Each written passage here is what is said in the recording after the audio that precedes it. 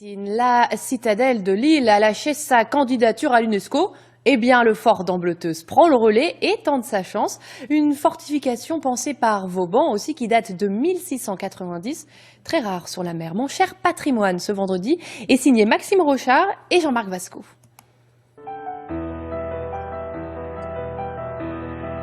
Qu'il trône sur la plage ou qu'on l'aperçoive entre les toitures des villas, le fort d'Ambleteuse ne laisse personne indifférent. C'est le gardien du village, c'est des souvenirs d'enfance. Je viens d'Ambleteuse depuis que j'ai 4 ans et c'est vraiment une vue dont je ne me lasse jamais. La lumière, les éclairages, les changements de couleurs en même temps. C'est une région qui est très variée au niveau des couleurs et cette région permet en fait de s'imprégner de magnifiques tableaux. En 1680, Louis XIV confie à Vauban la construction du fort sur l'estuaire de la Slack. Le but, protéger un port de guerre aujourd'hui disparu. Depuis, le fort a traversé des siècles et des tempêtes qui l'affaiblissent inexorablement. Cet hiver, des ouvriers experts de la restauration doivent stopper une infiltration. On est en train de sabler des grès, on enlève tout ce qui est vert. Là, c'était un beau chantier, mais bon, il fallait le faire au printemps ou l'été. La tâche est difficile à cause des conditions climatiques et l'heure tourne. L'eau s'attaque à la structure du bâtiment. Donc nous sommes là dans la grande casbah de Vauban, construite à l'intérieur de la tour, et on voit très bien les stalactites et les stalagmites qui sont la preuve des infiltrations très importantes de l'eau qui traverse les voûtes. Et à terme, si on ne fait pas des travaux, toutes ces voûtes risquent de s'effondrer par leur propre poids quand il n'y aura plus de chaud entre les joints et dans les maçonneries.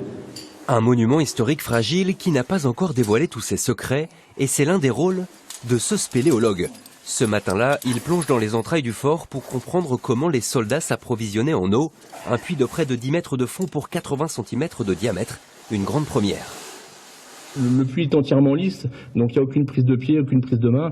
Il faut totalement se fier à l'équipement mis en place. On n'a aucune idée de ce qui se présente en dessous. C'est une grande fierté déjà de pouvoir explorer dans un monument historique. Et puis surtout, c'est très impressionnant. Un édifice impressionnant et unique, totalement entouré d'eau à marée haute, c'est le seul fort en mer sur plusieurs centaines de kilomètres de côte.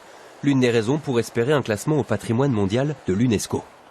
Une des idées de notre candidature, c'est effectivement de montrer qu'ici, il se passe des choses, qu'ici, il y a des gens qui sont passionnés de patrimoine et qui travaillent, et qu'ici, nous avons des éléments de patrimoine qui valent bien d'autres choses en France. L'UNESCO, c'est aussi le moyen de poser sur une carte de France la place d'Ambleteuse. Mais les chances d'obtenir ce classement prestigieux sont minces. Pour les bénévoles, ce projet est un peu un défi, comme celui que relève le fort face à la mer depuis si longtemps.